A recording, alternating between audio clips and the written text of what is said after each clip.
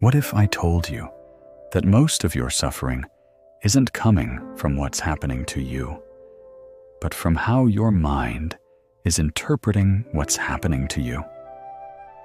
While others seem to handle life's challenges with grace, you might find yourself spiraling over situations that, in hindsight, weren't nearly as serious as they felt in the moment.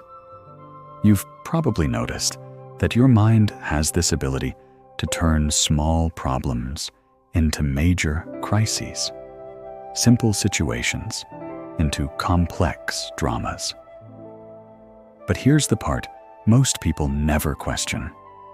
You've started to sense that this constant mental suffering isn't inevitable, that there might be another way to experience life's challenges without being overwhelmed by them. And you're absolutely right. What I'm about to share will show you exactly why your mind creates unnecessary suffering and how to step out of it.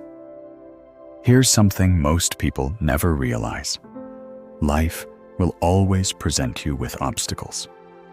This isn't a flaw in your life. It's how life works for everyone. Every human being encounters challenges, setbacks, disappointments, and difficulties. This is simply part of being alive. But here's what's fascinating. There are actually two completely different types of suffering you experience.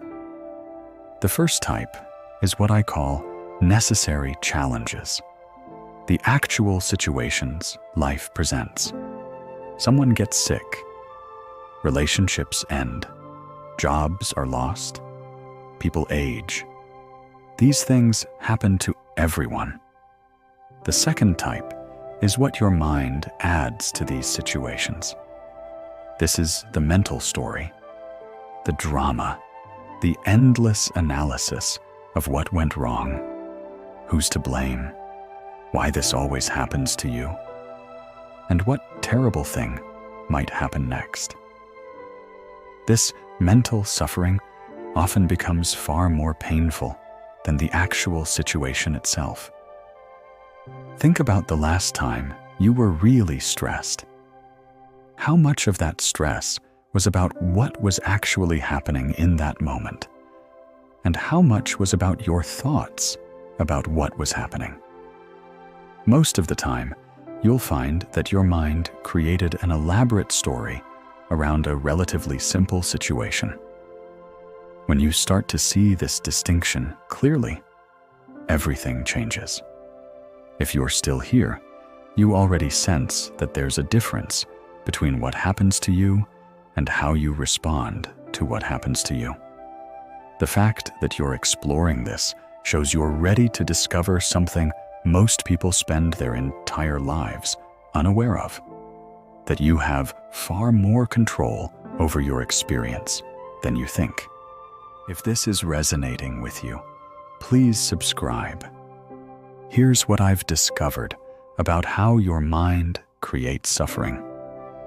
When something challenging happens, your mind immediately goes to work creating meaning around it. It starts asking questions like, why is this happening to me? What did I do wrong? How can I prevent this from happening again? This seems helpful on the surface, but what actually happens is your mind transforms a temporary challenge into an ongoing mental crisis.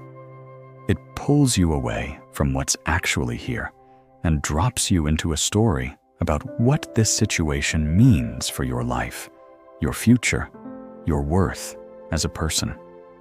Your mind has this strange habit of treating every obstacle as evidence that something is fundamentally wrong with your life.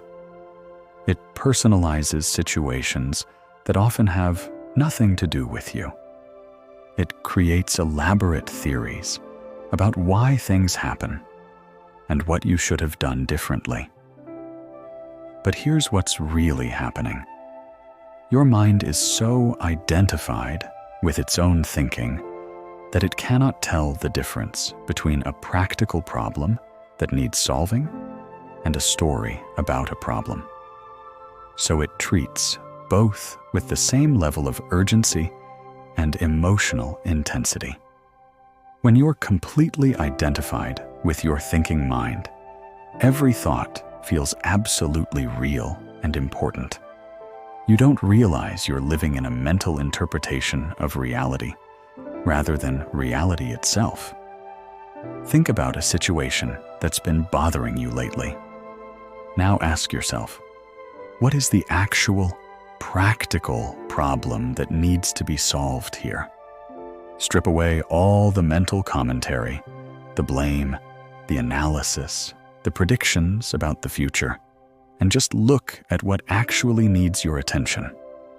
You'll probably notice something powerful.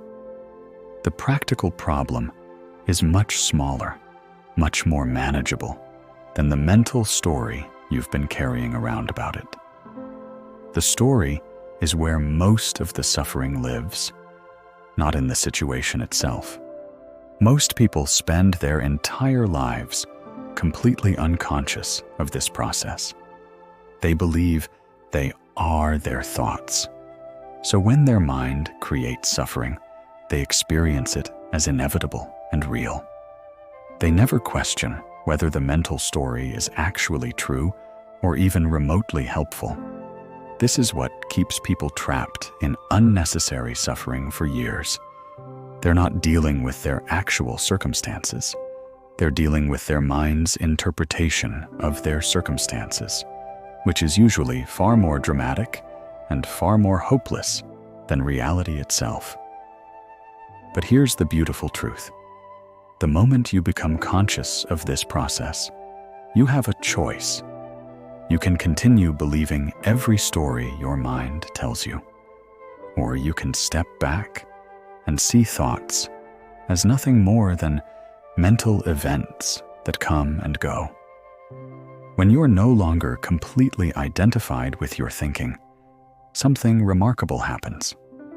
You can still use your mind to solve practical problems, but you're no longer at the mercy of its emotional interpretations.